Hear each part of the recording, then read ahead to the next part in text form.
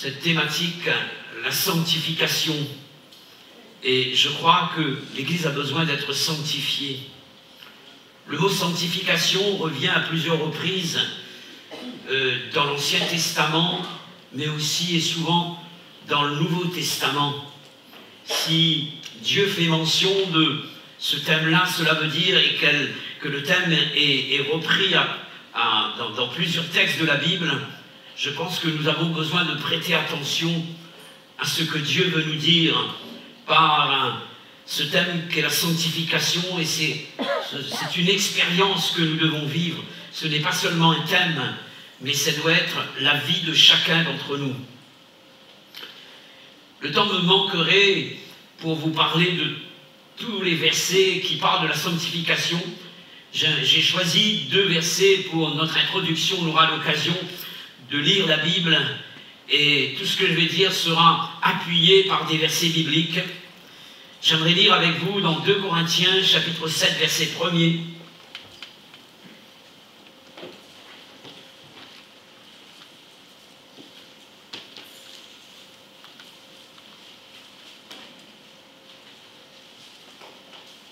« 2 Corinthiens, chapitre 7, verset 1er.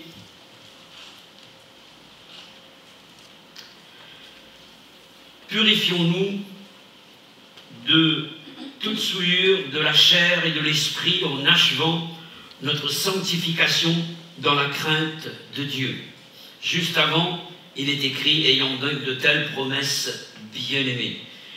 De quoi s'agit-il? Des questions de l'accueil de Dieu, de la proximité de Dieu, de cette relation avec Dieu, ayant donc de telles promesses. Dieu dira « je serai pour vous un père, et vous serez pour moi des fils et des filles » juste avant. La condition, être sanctifié. On va lire dans 1 Corinthiens, chapitre 1er, verset 30.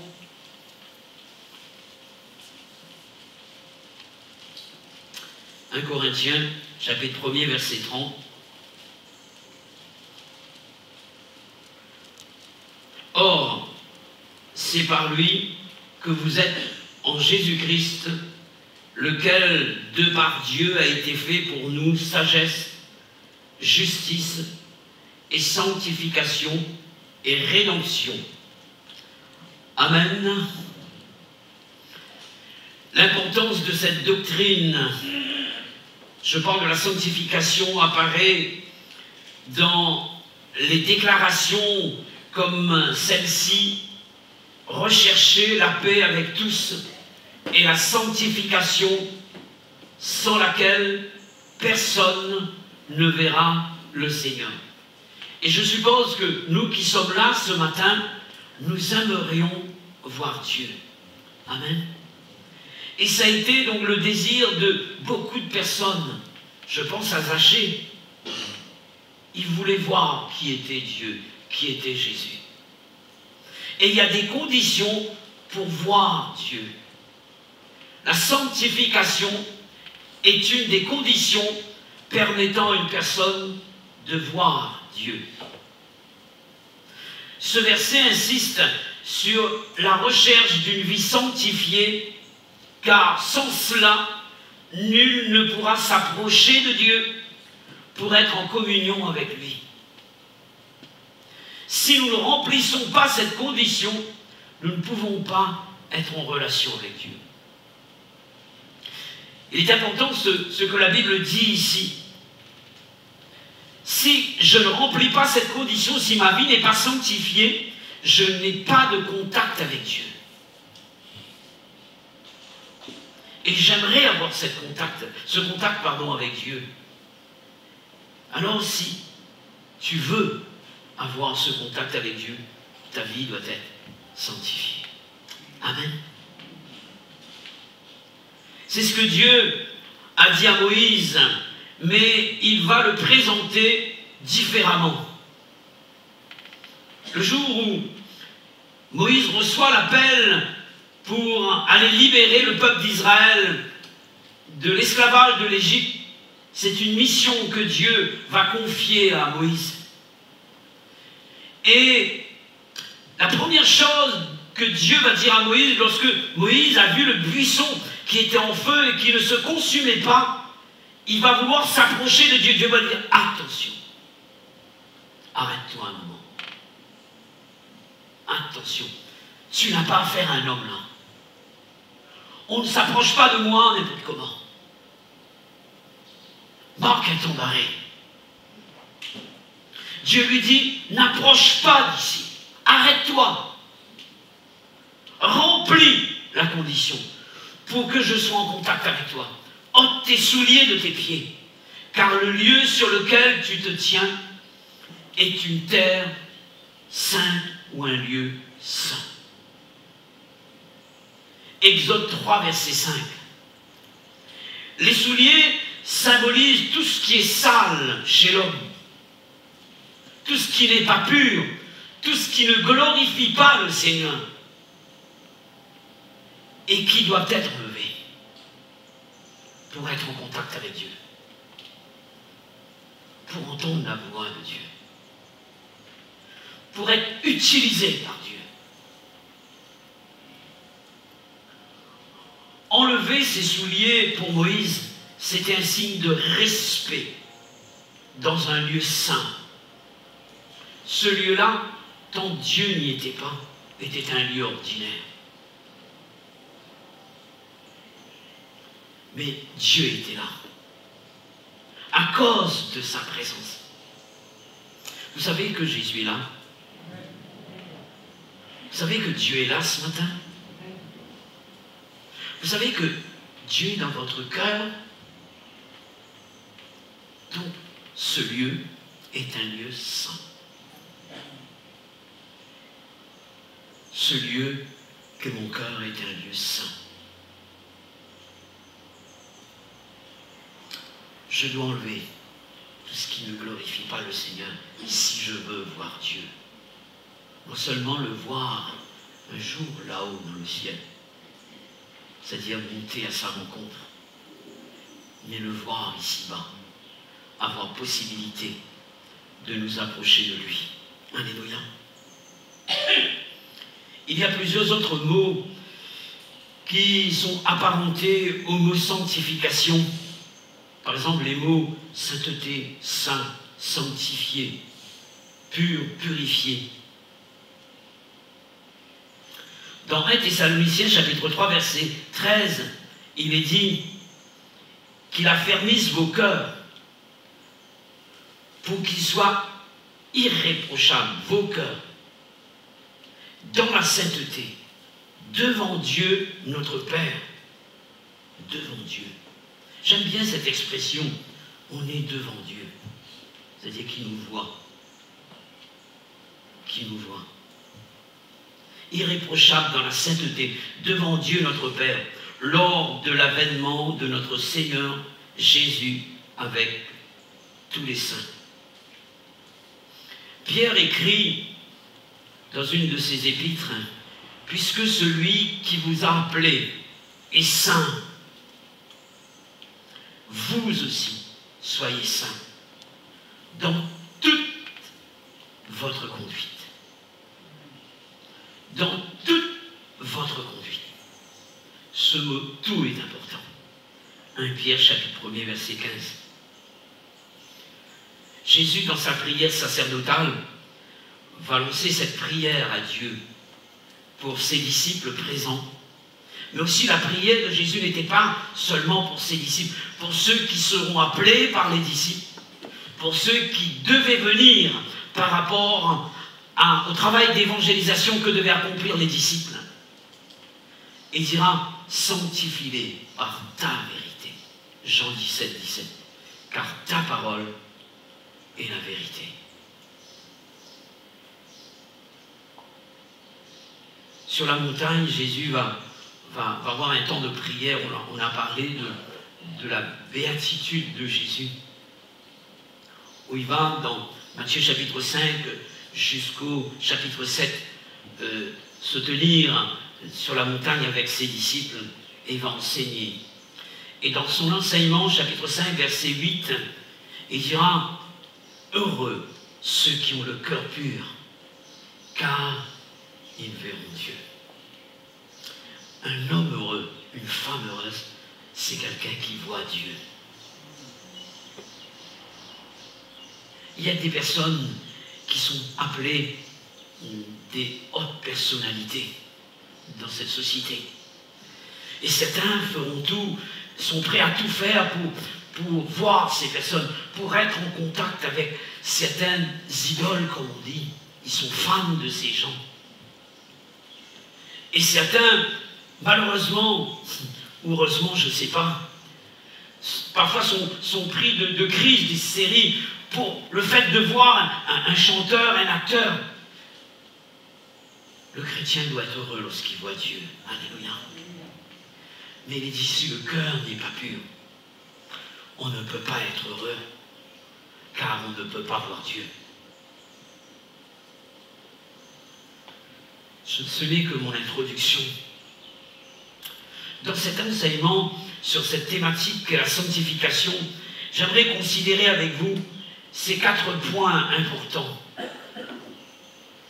Premièrement, la définition du mot sanctification.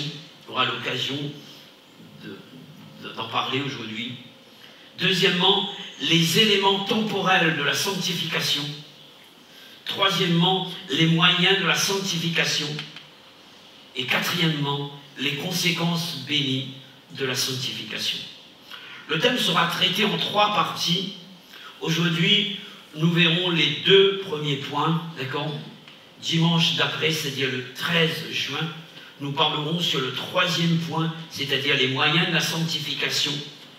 Et le 27 juin, je vais conclure par le 4e point, les conséquences bénies de la sanctification. On va parler de la définition du mot sanctification. Le verbe sanctifier a au moins, je dis au moins, 6 significations. Premièrement, rendre honorable ou reconnaître comme tel. La première définition. Dans Matthieu chapitre 6 verset 9, Jésus dira, « Voici donc comment vous devez prier. Notre Père qui est aux cieux, que ton nom soit sanctifié. » Parfois on s'est posé la question, peut-être vous également, non, que ton nom soit sanctifié. Est-ce que Dieu a besoin d'être sanctifié, d'être saint parce qu'il serait impur? Non, non, pas du tout. Là, il est question d'ici, rendre honneur à la personne, rendre honorable et reconnaître la personne comme telle. Lorsque Jésus dit que, quand nous prions, dit notre Père qui es aux cieux, que ton nom soit sanctifié, que ton nom soit honoré, que ton nom soit rendu honorable. Par qui? Par celui qui s'approche de Dieu. Non pas que Dieu a besoin d'être purifié, il est pur, il est sans péché. Mais il est question de nous. Nous devons honorer Dieu comme tel, comme étant le Dieu saint. Que ton nom soit reconnu comme saint. Amen. C'est la première définition du verbe sanctifier ou bien du mot sanctification.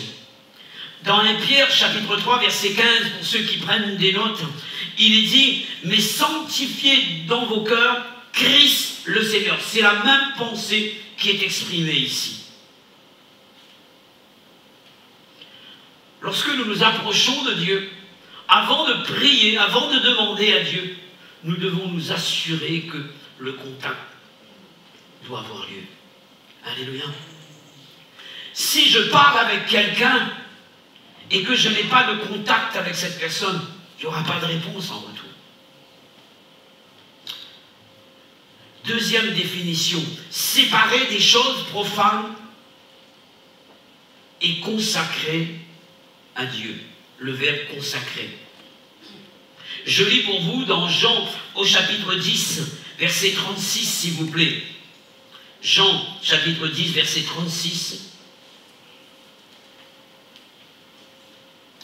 Celui que le Père a sanctifié, et les questions de Jésus, et envoyé dans le monde, vous lui dites, tu blasphèmes, et cela parce que j'ai dit, je suis le Fils de Dieu. Il est parlé de Jésus que Dieu a envoyé. Il a séparé Jésus. des choses profanes, et il l'a envoyé, il l'a consacré. Il s'agit de Jésus ici. On pouvait autrefois dans l'Ancien Testament séparer des objets et les consacrer à Dieu. Dans Exode, par exemple, chapitre 40, verset 9, il est dit que tu prendras l'huile d'onction et tu en oindras le tabernacle et tout ce qui renferme, et tu le sanctifieras avec tous ses ustensiles, et il sera saint. Amen. Il est question de séparer des autres usages pour consacrer cet objet à Dieu et être utilisé par Dieu. Avant que Dieu nous utilise, avant que Dieu utilise un objet, il faut que cet objet soit consacré à Dieu, mis à part.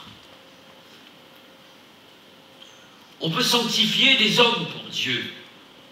Dans l'Ancien Testament, on sanctifiait les sacrificateurs, les rois, les prophètes. Dans l'Exode, par exemple, chapitre 29, verset 1er, voici ce que tu feras pour les sanctifier, les questions des sacrificateurs, afin qu'ils soient à mon service dans le sacerdoce, consécration des sacrificateurs. Et dans le Nouveau Testament, Paul dira dans son épître aux Romains, chapitre 1er, verset 1er, Paul, serviteur de Jésus-Christ, il parle de lui, appelé à être apôtre, mis à part, sanctifié, pour annoncer l'évangile de Dieu. Est-ce que tu sais que tu es mis à part pour annoncer l'évangile de Dieu? Tu ne dois plus être comme les autres. Même vivant sur cette terre, ta vie doit être différente. On doit te reconnaître. Tu n'es plus la même personne. Ta vie n'est plus pareille. Tu vis pour Dieu. Tu as été sanctifié pour servir pour la cause du royaume de Dieu. Alléluia.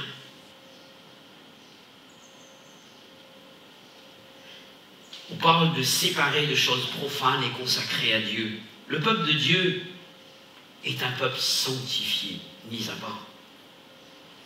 Un jour, on a demandé à Balak a demandé à Balaam d'aller maudire le peuple d'Israël. Effectivement, c'est impossible. C'est un peuple béni, sanctifié. Alléluia. C'est le peuple de Dieu. Et dans Lévitique, chapitre 20, verset 26, vous serez saints pour moi, dit Dieu. Vous serez saints pour moi, car je suis saint, moi l'Éternel. Je vous ai séparés des peuples, afin que vous soyez à moi. Alléluia. Le peuple de Dieu appartient à Dieu. Et vous savez que Dieu est un Dieu jaloux. Dieu est un Dieu jaloux. Nous appartenons à Dieu. Et nous devons le réaliser.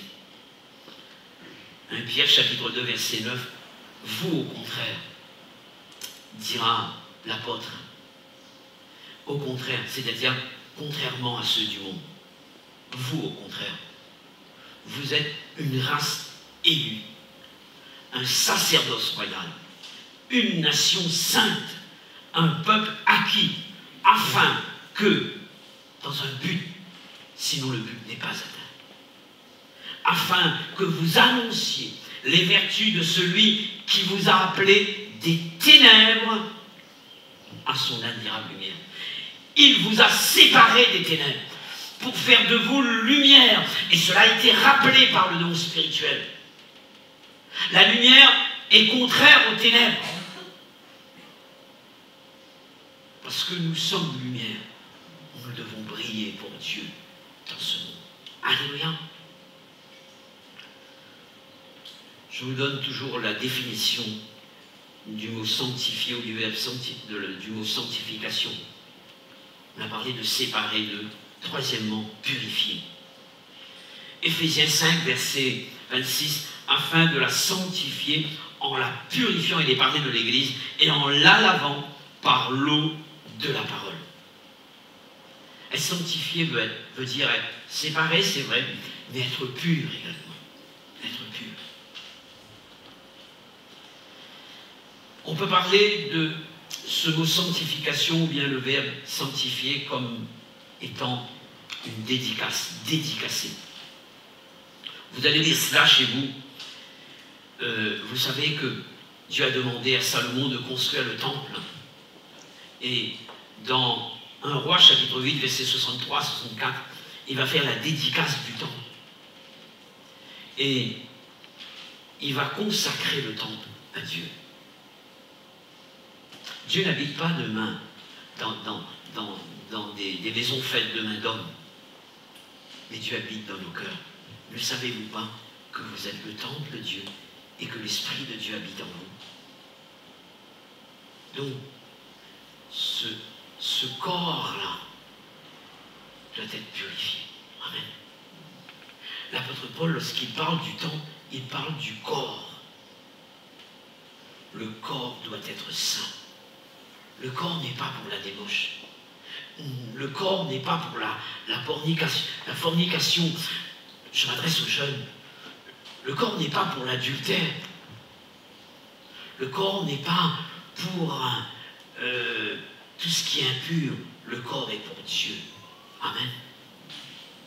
Offrez vos corps comme un sacrifice vivant, saint, agréable à Dieu, ce qui sera de votre part un culte raisonnable. Dédicacé. Cinquièmement, imputer la sainteté de Christ à notre compte. C'est ce que cela veut dire.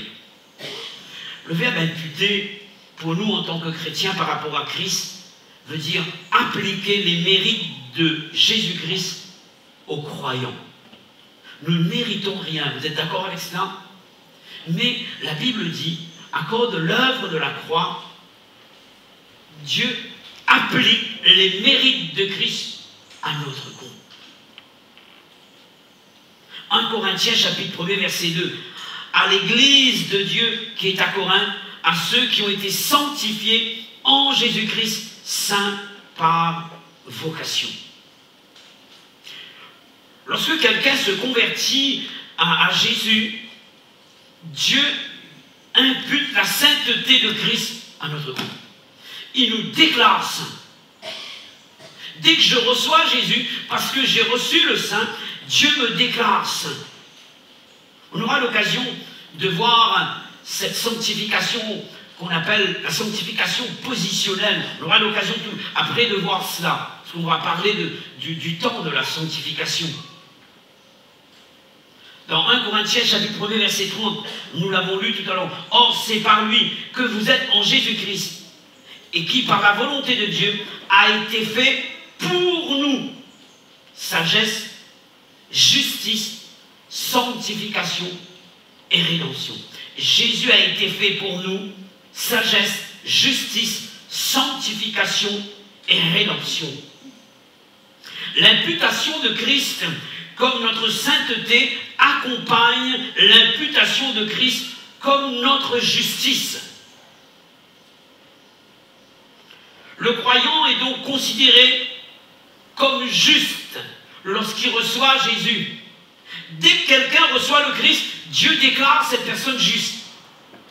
Je crois l'avoir dit, jamais un tribunal, même si la personne a été acquittée, on a accordé la grâce à un condamné à mort ou bien à quelqu'un qui a fait les 400 coups, jamais la justice ne va déclarer cette personne juste. Ça n'existe pas. Il y a un casier judiciaire qui est là, mais on peut toujours le consulter. Pourquoi on parle de récidiviste? Parce que on a vu son casier judiciaire, on dit, mais il a commis déjà des choses. Ça n'a pas été effacé. Même si on dit que son casier judiciaire est vierge. Non, non. Lorsque nous recevons Jésus, Jésus efface nos péchés, mais il nous déclare juste. Alléluia. Et parce qu'il nous déclare juste, nous devons vivre dans la justice de Dieu. Parce qu'il nous déclare son péché, nous devons vivre dans la sanctification. D'accord? Ce n'est qu'une déclaration. D'accord?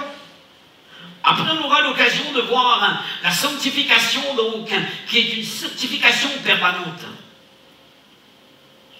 Nous sommes en train de dire que les questions de cette définition, imputer la sainteté de Christ, à notre compte.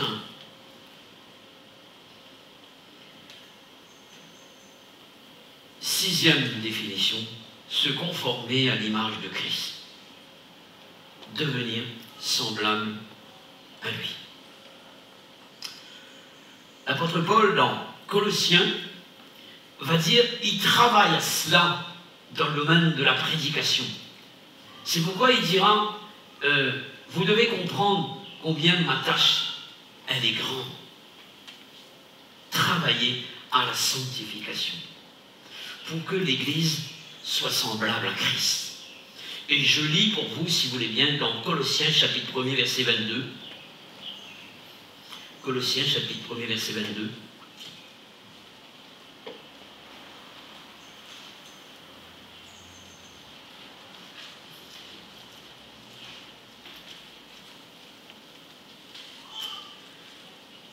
Voici ce qui est dit.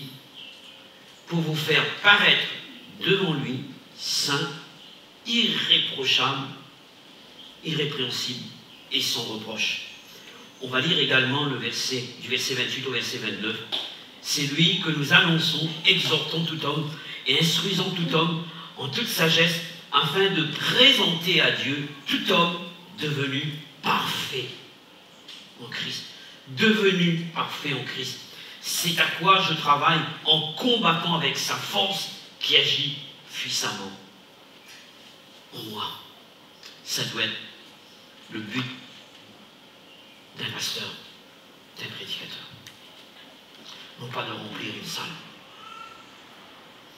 mais de faire en sorte que tous les chrétiens soient rendus parfaits en Christ, soient comme le Christ pour aller au ciel. C'est pourquoi la Bible dit qu'il y aura beaucoup d'appelés, mais peu d'élus. Les élus sont ceux qui auront persévéré et qui auront été sanctifiés et qui marcheront dans la sanctification. Alléluia. Se conformer à l'image de Christ. Je vais débuter avec vous ce deuxième point, les éléments temporels de la sanctification. Dans le mot temporel, il y a le mot temps, d'accord? La sanctification est à la fois un acte, Dieu nous déclare, d'accord? Mais aussi, c'est un processus. Vous suivez? C'est un processus. J'aimerais voir avec vous, dans les éléments temporels de la sanctification, la position déjà. Il est question d'une position instantanée. L'acte initial de la sanctification, je dirais. On l'appelle également la sanctification première.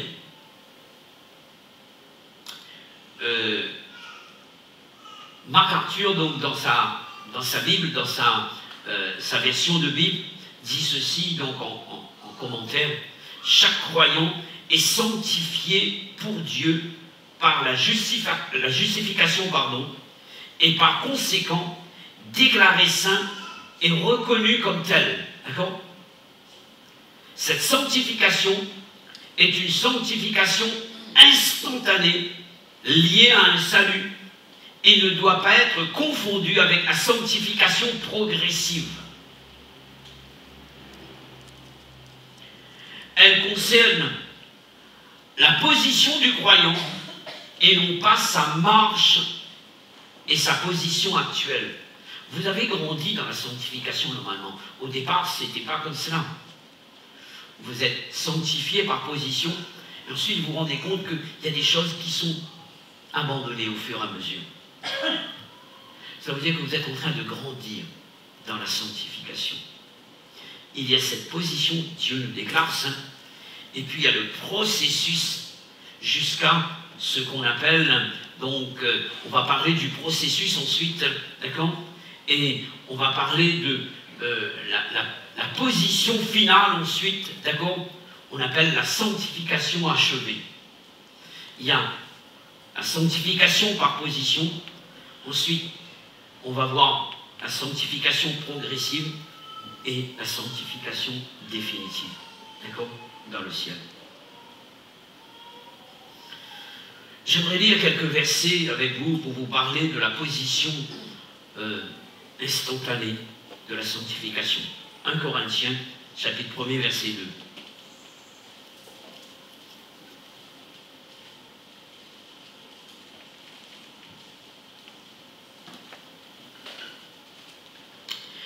À l'église de Dieu qui est à Corinthe, à ceux qui ont été sanctifiés, d'accord? C'est la sanctification initiale, je dirais positionnelle, par position, instantanée. L'église a été sanctifiée, d'accord? Mais il dira ceci, appelé à être. Est-ce qu'il est en train de se contredire là? Pas du tout.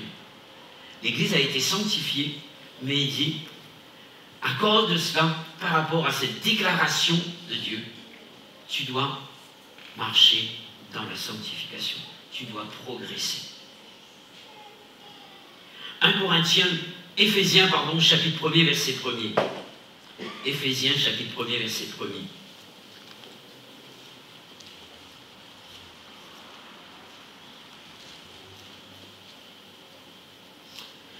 Paul, apôtre de Jésus-Christ, par la volonté de Dieu, aux saints qui sont à Éphèse et aux fidèles en Jésus-Christ.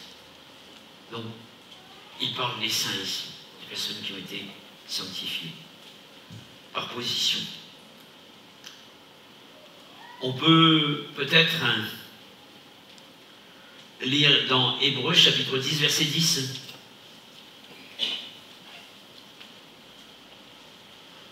Hébreux, chapitre 10, verset 10.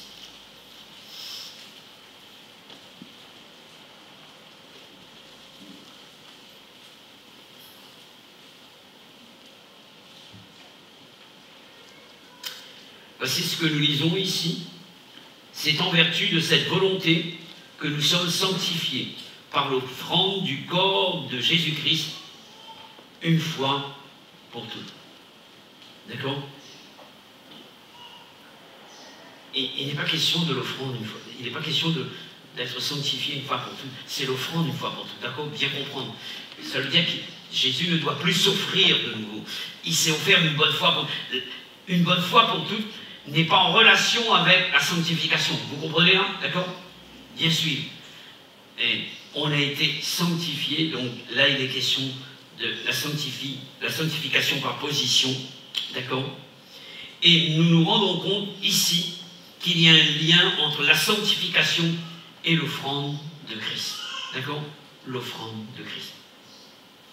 Le lien est en rapport avec l'offrande de Christ. Tandis que la sanctification progressive, on aura l'occasion d'en reparler, c'est nous qui devons travailler cela. D'accord? Christ a travaillé pour notre sanctification première. Et nous devons travailler pour notre sanctification progressive.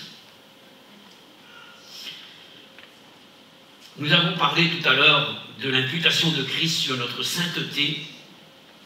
Et nous devons savoir, d'après Actes 26, verset 18, que la sainteté s'obtient par la foi comme la justice se reçoit par la foi. La sanctification positionnelle signifie un changement de position par lequel le pécheur corrompu devient un saint adorateur. C'est une œuvre accomplie car Jésus a été fait pour nous sanctification. Amen. J'ai déjà mentionné quelques points concernant la sanctification progressive.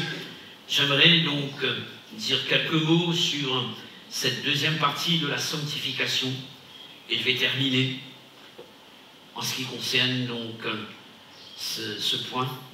La sanctification progressive, on peut parler d'une sanctification pratique. D'accord? En ce qui concerne la sanctification positionnelle, nous n'avons rien fait, d'accord? Et là, il est question d'une sanctification pratique. En tant que processus, la sanctification doit durer toute sa vie. je dois me sanctifier tous les jours. Dans Colossiens chapitre 3, versets 8 à 13, il est dit, et je transpose ces versets de cette manière, ainsi donc, il est parlé d'un dépouillement et aussi d'un revêtement. Cela doit être une action ou deux actions continues dans notre vie. Je dois me dépouiller et je dois me revêtir. Je dois me débarrasser et ensuite me revêtir des choses de Dieu. Si par exemple, je me dépouille de quelque chose, rappelez-vous donc pour l'onction du Saint-Esprit, Élisée s'est dépouillé de son vieux manteau, mais il n'a pas fait que cela. Il a revêtu le manteau d'Élie. Si je me dépouille de tout ce qui n'est pas la gloire de Dieu, je ne me revêts pas des choses de Dieu, je vais tomber de nouveau. Je vais faillir. Si, je dirais, je débarrasse ma vie de tout ce qui n'est pas la gloire de Dieu, je dois me remplir des choses de Dieu pour pouvoir être à la hauteur et faire face, parce que c'est Dieu qui nous donne la force de vivre une vie sanctifiée. C'est sa présence en nous. Et nous avons besoin de nous revêtir de Dieu et des choses de Dieu. Dans la sanctification, il est question de cette sanctification progressive. Nous nous consacrons nous-mêmes pour accomplir les saints des saints de Dieu, pour lesquels nous avons été sanctifiés. En agissant ainsi, nous sommes progressivement rendus saints. Ce processus de sanctification comprend la séparation, la consécration et la purification. Vous allez lire chez vous ces versets 2 Corinthiens chapitre 7 verset 1er, 2 Pierre chapitre 3 verset 11 pour gagner du temps. Cela ne veut pas dire que le croyant a atteint une sorte de perfection absolue, d'accord, dans laquelle il ne péchera plus. Il s'agit de la sanctification dans l'expérience. Et souvent la Bible parle, il est dit, soyez parfaits comme votre Père Céleste est parfait. Lorsque l'apôtre Paul parle de la perfection, il dit à un moment donné dans Philippiens, vous n'avez pas atteint la perfection. Mais il dit que vous serez parfaits. Alors on dit, mais de quoi il s'agit? L'apôtre Paul, parfois, nous parle de la perfection absolue. Nous n'avons pas atteint cette perfection absolue. Mais il parle de nous en tant que chrétiens, nous devons, il va dire, l'homme parfait, ou bien l'homme fait, c'est pareil. L'homme spirituel. Normalement, il parle ici de maturité spirituelle, de quelqu'un qui est en train de croître dans le domaine de la sainteté. Si tu vois que tu ne progresses pas dans la sainteté, tu es en train de régresser. Et il est important que le croyant aujourd'hui soit plus pur qu'hier et moins pur que demain aujourd'hui. Nous devons progresser dans cette sanctification. Et je vais terminer par ces versets. 1 Thessaloniciens chapitre 1er verset 4.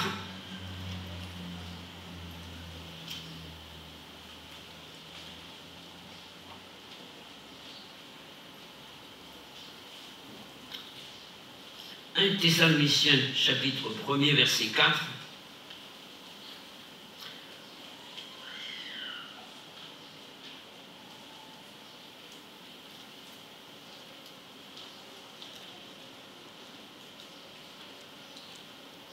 Plutôt 1 Thessaloniciens, chapitre 4, verset 3 à 8, pardon. Verset 3 à 8.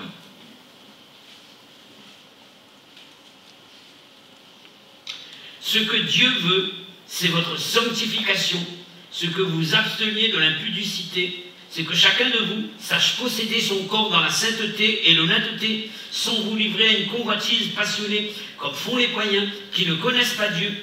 C'est que personne n'use envers son frère de fraude, de cupidité dans les affaires, parce que le Seigneur tire vengeance de toutes ces choses.